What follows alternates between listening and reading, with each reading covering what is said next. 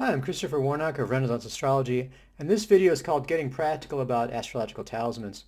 So I did a bunch of other videos about getting practical. This one's going to talk about astrological talismans, and we're going to talk about basically three different sort of things to get practical about, which are talisman elections, physical talismans, and then the effects of talismans. So, practical, this is coming out of the fact that, I make a lot of talismans. I mean, it's just like, this is part of my business. I'm focused on actually being able to provide talismans, make them for people so people can get the effects of it. We don't want something that's completely weak, and useless, but we don't want to have something that's so complicated that you can never make it and that, it's never possible to do it. You're just arguing about it on social media or making it up or something like that. So it's like, how can we find, a lot of this what we're going to do is talk about middle path. I'm going to give kind of two extremes that I see and then how I try to come in the middle of it. And again, a lot of this is going to be my preference, my approach. I don't insist that what I'm doing is the only right way to do it. But I do, again, I always like to try to give an alternative and give my, to give some, you can give sort of a perspective on what people are doing without really thinking about it. So let's start off and talk a little bit about practical talisman elections. So the reality of this is that if you're going to make a talisman and you're doing the election for it, the bottom line from a practical standpoint, if you actually want to find that election, is you have to have a limited number of factors that must be in the election and a limited number of factors that can't be in the election. Okay? Now, which factors you choose are going to depend on what school and what your personal preference is, what your training and experience is. In modern approach is going to be basically any factor from any school. That's perfectly appropriate in a modern approach. Medieval Renaissance, there's sort of standard factors that come from predictive practice. There's specific factors that are going to be included maybe in a recipe from a source, and then there also may be some general stuff in the source, like pick a tricks that says, in all talismans you got to do X. Okay? So we'll talk about whether or not we're going to actually follow that quote rule. So the modern method of, and this is true for electional astrology in general, the modern method, you might call it intuitive, you also could maybe call it random. What you do is you just start looking at charts, okay? And then random stuff just sort of pops out at you. Okay, oh, look, that's sesquiquadrate, my wife's progressed, Venus for inner slow return or something like that. I mean, it's just like stuff pops out. Or, oh, no, Mercury retrograde. That's good. That's bad. Regardless of how you do it, essentially what you're doing is it's basically random, okay? And the determination is just going to, whatever charts are there, that just kind of suggests stuff to you. The other methodology, and again, that's fine. If you want to do it that way, that's a perfectly legitimate way to do it. What I do is I have set factors, okay? And those set factors are going to be coming from, originally from traditional sources. I mean, there's a basis behind it in the medieval Renaissance tradition as far as which factors we're using. But the key is going to be that it's going to be impossible to apply all factors from all your sources, or even all factors from Picatrix, for example, in one particular source. What you have to do is choose a set number of factors and ignore the others. I mean, if you actually want to make talismans, you are inevitably going to have to only have a limited number of factors in that election. You can't do everything. Now, from a practical standpoint, if you're trying to find something in the next 12 months, okay, probably maybe 3 to 5 factors is as much as you're going to be able to select, okay? If you're willing to wait 10, 20, 50, 100 years, maybe you can insist on a larger number. It may not even ever be possible. I mean, it's certainly possible that there's elections that's, you're never going to be able to find all those factors that line up for it, even if it's in a traditional source. And you're just going to pull your hair out. I mean, the thinking there is you have to do what the book says, and if you don't do what the book says, you're going to get in trouble. Bad stuff will happen, or it won't work at all. It's just totally, it's like if every single bit isn't in there, then you just have to do it. I mean, ours is not a reason why. We just have to do in lockstep. It was written in whatever, 1647 or 1500 or 1000. We just have to follow it 100%. The other approach is just to throw it all out the window and just make it up. So part of what in my astrological magic course that I do is to say, okay, understanding the logic of the use of these techniques in predictive astrology, we come in and we look at, that's part of, the essential dignities, the angularity, accidental dignities, aspects, planetary hours, things like that. we look at those and we apply them logically in an electional setting. Okay, so what we're going to do though is, again, the other sort of key choice is whether or not you're doing this consciously or unconsciously. Okay, because when you focus on an election and you say, okay, this is the factors that I'm following, you're going to have to ignore some. Some just you're just not going to pay any attention to. Like you can't. Again, you cannot make the whole chart go the way you want to. That's right off the bat. One of the first things about electional astrology is you're choosing limited factors. But like I said, the choice is either consciously or unconsciously, because people will come in and they'll insist that they're using every single factor in Picatrix, and then what they'll do is do saves or Hail Marys. So for example, Saturn talisman, Saturn's in detriment, Saturn's retrograde, it's applying square of afflicted Mars. But the moon is Kazemi. Okay, well then that throws everything else out. I mean, we're following all those rules, but we don't need to worry about them because we have this save. Probably a little more intellectually honest approach to that is to say, okay, we're not going to pay attention. Like, for example, for me, when they talk about, for example, moon is slow. Oh boy, that's a big one for people. That's a big one. That just got very faddish recently, as the moon is slow. Now, a couple things about that. I mean, yes, it does come up in, say, in Picatrix, and yes, it's on the software. So, I mean, just the fact it's on the software, it must be, I mean, it sounds bad, right? Slow, it's there on the software, it must be bad. We have to pay attention to it. The thing about the moon is that if you think about the inferior planets and superior planets, I mean, other than the moon and the sun, all the other planets will have a cycle where they'll slow down, stop, go retrograde, right? And then go ahead and slow down and stop and go direct again. So they have these long periods where, I mean, you say the average speed of, say, Mercury is about a degree a day. It's if it slows down to like nothing or stops or like, a minute a day or something like that, it's super slow. It's like a tiny percentage of its average speed. That's a pretty serious affliction, even if it's not totally stationary. The fact that it's going so slowly is definitely an affliction to the planet. Now, the moon, it speeds up and slows down, but over that cycle, the slowest that the moon gets from its average speed is about 15% less than its average speed. This is just not that significant, okay? So if you want to, if that's for you, if that's, you decide that's the most important thing, you got to have the moon slow in there, you can use that, okay? But what that means is, and I was looking at charts with these, if you decide that you can't use any talisman, you can't do anything when the moon is slow, that knocks out a huge number of charts, okay? That basically, like Jupiter, or, what does that have to do with moon, have to do with Jupiter anyway, exactly, and that's not even a major affliction, yet you're knocking out, a huge number of essential, times that you can do things for the elections. So that's the judgment that you make. And again, like I said, if you want to do that, then you make that your primary, that becomes your primary factor. I mean, that becomes the whole thing.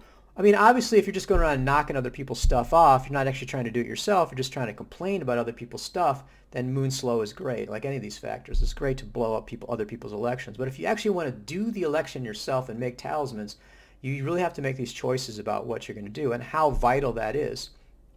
Again, for example, planetary talismans are based on the factors that are articulated in Book 2, Chapter 10 of Picatrix. And so, say sun talisman, you want to have sun dignified by exaltation or sign or multiple lesser dignities. So it's at least +4 in essential dignity. And then you want to have the sun or whatever planet rising or culminating, conjunct the ascendant or the midheaven. You want to have the planetary hour of that planet. And you also want to have that planet unafflicted. Now, how you define afflicted or unafflicted, I mean, that's, again, it's lots of different ways of doing that. But that's this if you look at that chapter, you can see that those are the factors they applied. It makes sense. I mean, these are the primary essential dignity, accidental dignity, and angularity, and then the planetary hour. This is all classic, ways to get the strength of the influence of that planet strong. And so it makes a lot of sense logically. That's the factor. And what I would say about it is that there's a lot of these what I would call modules in Picatrix. So you look at the various chapters, they'll have sort of logical, for example, there's one on moon signs. You put the moon in the right sign and applying to a planet. That's basically that's doable. That makes sense. The nature of the moon and all that, and it depends on the sign, things like that. It's logical. But to say, for example, that every single factor in Picatrix, and there's 100 of them, has to apply in every single election, even if they say so, they'll say, well, you have to do it in this election. They don't know what they're talking about. Okay? I mean, it just doesn't, the literal meaning of that is just going to lead to absurd results. So in that case, we're not going to follow that. We're going to see the underlying logic without necessarily throwing everything out. Okay? So it's a complex, procedure that you go through. And again, this is what I focus on in my astrological magic course in the later lessons, is working with these traditional sources, finding the essence of it, applying the rules and the essentially the guidance rather than rules in these sources that is going to allow us to have a strong talisman that you can actually make. So that's the practicality there, is saying how can we come up with a logical compromise with a limited number of factors that are going to make the talisman strong, avoid the negatives as much as possible, and yet still be able to make it.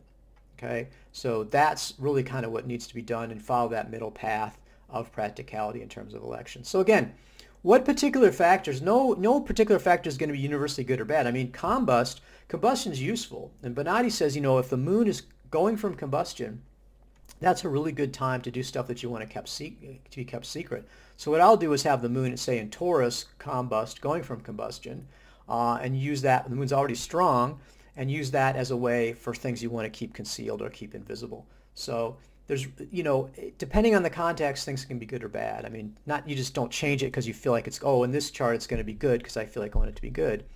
But there's a logic to doing this, and you really don't want to be pointing the finger to other people's stuff and talking how bad it is. I mean, it's a lot of it, each master is going to have a preference about how they do it.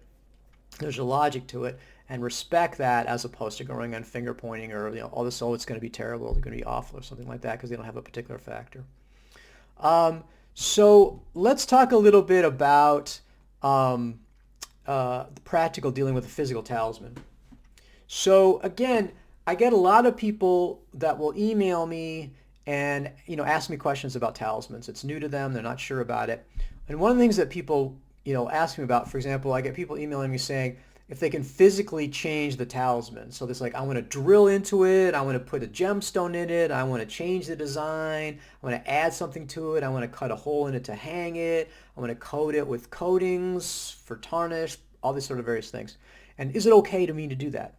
Now, my basically universal response to that question is I don't think it's a good idea, and not from a spiritual or magical problem, because it could be, I don't know, but from pure practicality, because you could damage the talisman. Anytime you're trying to do any kind of physical change to the talisman, you're taking a risk that you're going to damage it.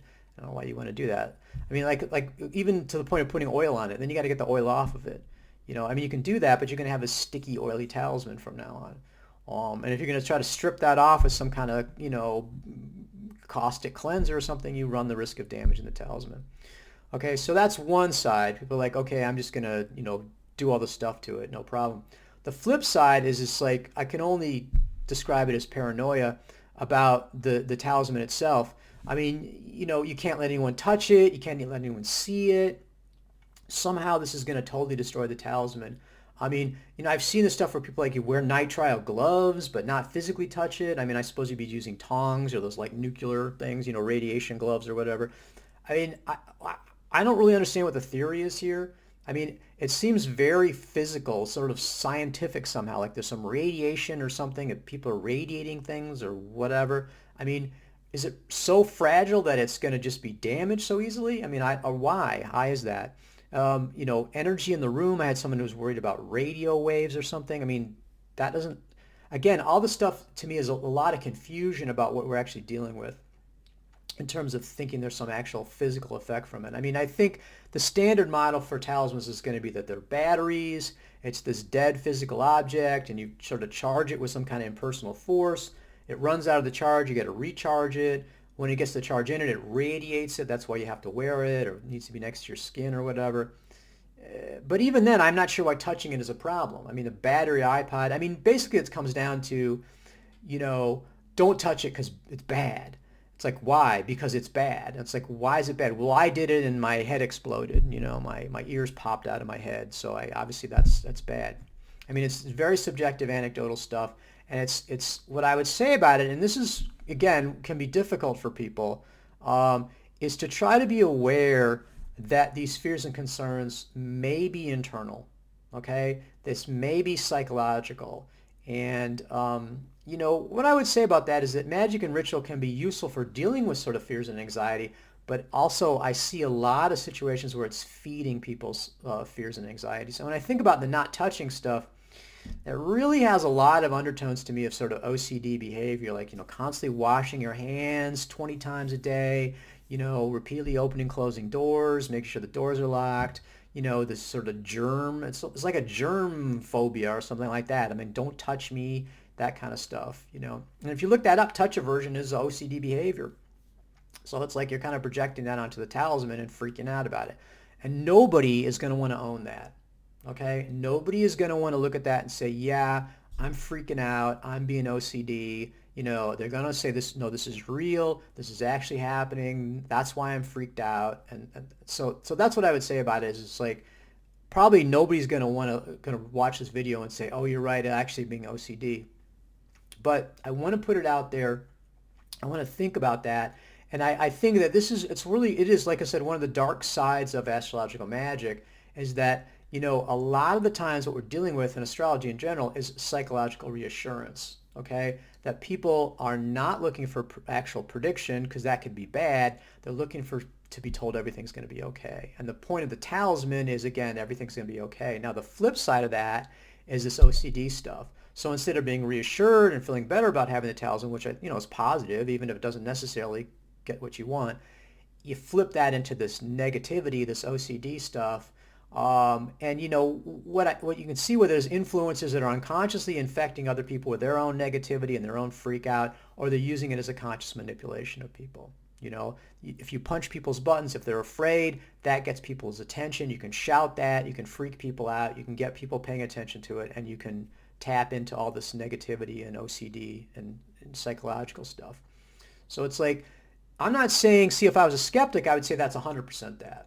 And I don't think that's true. And I'm not naive enough to think that there's none of that stuff going on. Because I get so many people with they're so stressed out about this stuff. And so a lot of times that's what I think about the devotional practice is really nice about it. And this is a model, this isn't the only model of devotional practice, but it's a model that I like because, in here the magic is not in the talisman. The physical talisman is not the focus of it. The talisman is a means of connecting with celestial angels. And you don't need to bring a lot of fear or anxiety to a devotional practice. Devotional practice really is about dispelling fear and anxiety, at least even just from a psychological standpoint. And when I take that further and say this is real, we're dealing with angelic beings and they're benign. We do not need to be afraid that we're going to make mistakes and that we're going to have some huge suffering from it. It's like someone saying, I did a novena, to the Mary of Guadalupe, and I made a mistake in it, so now she's going to blow my head off. Doesn't make any sense. I suppose if you're dealing with demons, if you think that these are really dangerous beings and they're really going to get you, then that would be freaky. But again, this is not something you need to worry about with the devotional practice. You can treat them with respect, and you can have it's going to get calm and fear dispelling. It's really I think the essence of that model. So again, something to think about in how we deal with talismans is, let's be reasonable about it. Let's be respectful. We don't need to be afraid. We don't need to be freaked out about stuff. And we don't need to think that some minor little mistake that we made is going to cause huge terrible ramifications. Again, in the devotional practice. If you have a demonic practice or some other approach to it, that's your choice. Follow the path that's appropriate for you. But that's, like I said, that was one of the things I really like about the devotional practice. So the final thing I'm going to talk about is practical talisman effects. So, people email me and again, they're like, what's going to happen? And I'm like, I have no idea. This is the essence of this is that all effects are going to be unpredictable. There's no way to say that with a particular talisman have a particular specific effect for somebody. And you cannot look at your chart or you can't compare it with a talisman chart and expect that you're going to be able to come up with a result. Anyone who's doing that is fooling themselves, okay? Now, I really am big on synchronicities. So, if I was saying like, oh, wow, that talisman ascend is the same as mine, that's the same as saying, oh, that talisman's name's Spica and my uncle's name's Spica. So that's cool. I have equally, those are equally synchronistic in my view. And then this idea that there's some scientific way of looking at the chart and doing some synastry or something, and that'll tell you exactly what's going to happen. No. And the fact that a specific talisman, like a Sun Aries talisman, oh, that does this. No, it doesn't. Okay, that's just like that. You know, there's no way to predict what's going to happen. Now, the fantasy of the talismans is that immediate, specific, massive material effects. You get exactly what you want instantaneously. Okay, you win the lottery, $1 million. You buy a talisman, you win the $1 billion. Not going to happen. Okay, if someone comes to me and says, I want to win the lottery, what talisman should I get? I'm like, don't get a talisman. And people saying, what's going to help me with gambling? I'm like, I don't think, I'm always going to be saying to people, anytime someone says, I want a specific effect or I want this to do X, I'm going to come back and say, look, I cannot guarantee the talisman's going to do X. Okay? I mean, it might, but I don't even want to say that. It's like, you just have to be open for, for whatever might happen. And again, that might be nothing discernible effects. I mean, this is just quite possible that that's going to happen. And if you insist that, no, I'm not spending my money unless I can be sure what's going to happen or something's going to happen, it has to happen, then you should not buy a talisman. Okay? On the other hand, if you look at the testimonial page, and I'll put a link to that, and I've got, over 100 pages of effects that people have had, and it's really quite incredible. Okay? The wide range of stuff. And so many people have these effects. And it's so obvious that I don't have any question about the efficacy of talismans. I mean, at first, I'm not coming from an atheistic materialistic view. I'm not a skeptic. I mean, in my view of reality, they can work, and the only question is whether they're working in a specific instance, okay? But I'm not doubting the existence of the spiritual. I'm not doubting whether it's celestial angels or not. So if I don't get a particular effect, it's not because, it's the whole thing is bogus. It's because it just didn't pan out, or that just wasn't appropriate for that particular circumstance. So if we look at effects, I think you can kind of classify them in a bunch of different ways. I mean, if you have an effect, it could be purely internal psychological effect, okay? I mean, you think about, you get a talisman and then you have, a dream. Now that could just be because you got the talisman. And those effects, the internal psychological effects, can be both positive and negative. And we're talking about that. You start freaking out. I mean, I got this talisman, I start freaking out. It's like, it doesn't mean that the talisman, directly caused that. It could be just triggering off your internal stuff. So again, both negative and positive. And it's sort of like set and setting. I mean, if you've got this whole positive approach, you're coming at it from a devotional practice, you're thinking about peace, and you get a peaceful effect from it, and it doesn't directly from the spirits, then great. I mean, that doesn't seem to be problematic at all. If it's negative, then that's, they said, if it's just a trigger for your negativity and you're freaking out because someone touched it and now you're freaked out, you got to throw it away.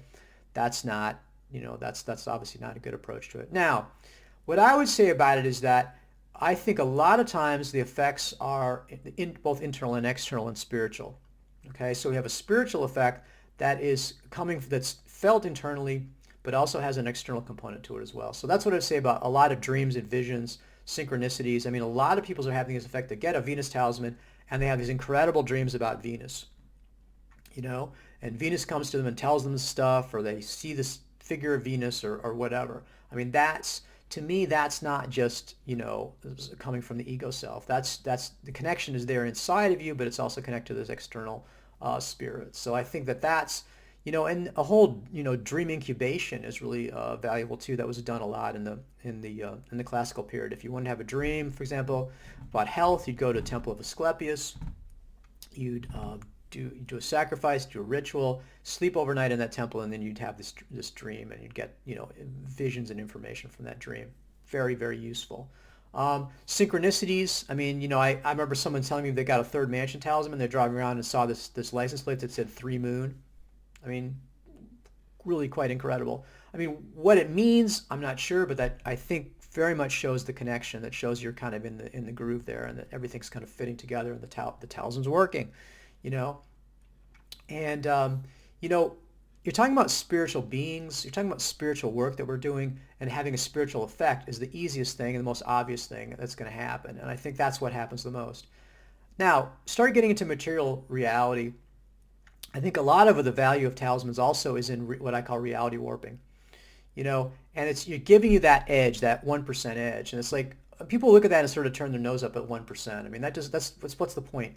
Think about blackjack. I mean, in blackjack, if you get a good casino, really good odds, it's 1% in the favor of the casino, and they're going to win all your money eventually with that 1%.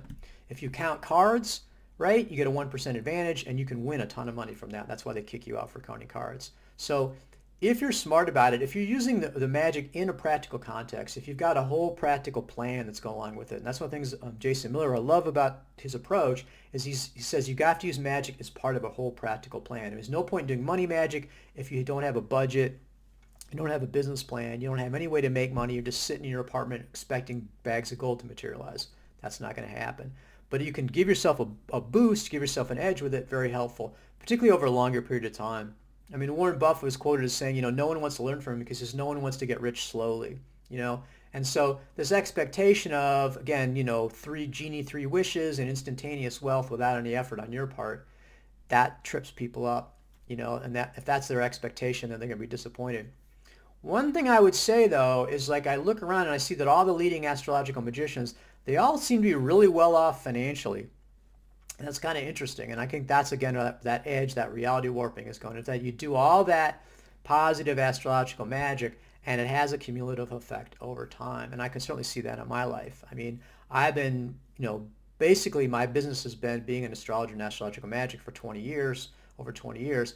And I have a nice middle class existence, a nice situation. And I'm not a billionaire, but certainly I attribute a lot of my success to astrological magic. And it wasn't like one windfall or something like that. It was this cumulative effect over time. Now, finally, miraculous material effects, okay? They do happen. There's no question about it. And again, you can take a look at those talisman testimonials and you can see that, people have some incredible stuff happen to them and incredible positive material effects. But unpredictable. Like I said, you cannot go into it with the expectation of some kind of immediate material positive effect, miraculous stuff, because that's not realistic. But that's not to say that this stuff doesn't happen. So it's kind of incredible. So that's what I would say about the effects in general. You just really have to have an open mind about what's happening, not worry about it. And again, with a devotional practice, it's not about, okay, that classic magic, whatever, using your willpower to cause things to happen. It's basically communing with these spirits, these angels, being in their presence, being uplifted by it, and then the benefits come. It's sort of like friendship, right? You can get amazing benefits from friendship, but if the only point of being a friend to you is to get the stuff, you're not going to be able to make friends in the first place, and you're not going to get the benefit of the friendship. Okay? So it's sort of a Zen thing of like, don't focus on that, and you can still have a better effects in the long run, I think, if you're not so focused on effects. And this is the kind of stuff that pulls people to demons because they think, oh, I'll make a deal or whatever, and I'll get the stuff, and then they end up getting messed with. So I think, again, even from a practical standpoint with that, if you want to have the best benefit, don't worry about the benefits. If you want to have great effects, don't focus so much about effects. Do the work, enjoy it, enjoy the ritual, enjoy the interactions, and then it'd be kind of amazing. You'll be amazed at the positive stuff you get. And again, if the spiritual beings are what you're interacting with, the spiritual effects are what are going to be most obvious and easy for them to do. Material effects are harder for them to do. And they do it because they're dealing with the spiritual underpinnings of reality. Everything is spiritual underneath. But again, the last minute, desperate for money, if someone says, oh, I can't even pay the rent and I need a talisman for it, I'm like, don't get a talisman. Use it to pay your rent. But someone who's serious about this, is interested in having a relationship with the celestial angels, is open to these effects, they can often have some really amazing effects. And so it's just, like I said, very unpredictable. So again, I think this is helpful in a lot of ways. What I think one of the themes that's going through this is that we kind of have to face ourselves when we think about this stuff, and we kind of have to see what's actually going on. And we need to see reality really as clearly as possible. And the reality of, unfortunately, a lot of the modern sort of esoteric community is there's a lot of psychological problems kind of running wild, and we're not really seeing that. That we're not seeing that the magical stuff, in a lot of ways, is just kind of, unrealistic approach at dealing with these psychological problems or OCD behavior with things, whatever. So see that clearly. And again, what I like about the devotional practice is it's a way not to be so freaked out. Not to be so afraid. We just don't have to worry about stuff. And I spend a lot of time trying to reassure people and trying to talk them off the ledge, with the fears and stuff they get into. It's like, just relax, everything's fine. At the same time, you want to be respectful. Don't just throw it out the window. Just don't, work within the tradition, be respectful, follow the traditional stuff that it puts forward, and the benefits really, I think, are really amazing and positive. So, and again, I'm not free of this stuff myself. I can see my OCD stuff. I can see that I like ritual stuff. But again, I use it in a positive way to calm myself, to give me some stability, and not as a way of freaking myself out or amplifying that negativity. So good. I hope you find that useful. And ultimately, I hope you find it to be practical. This is something you can put to use that's useful in your practice that really helps you, make talismans and really get the incredible benefits that you can from talismans.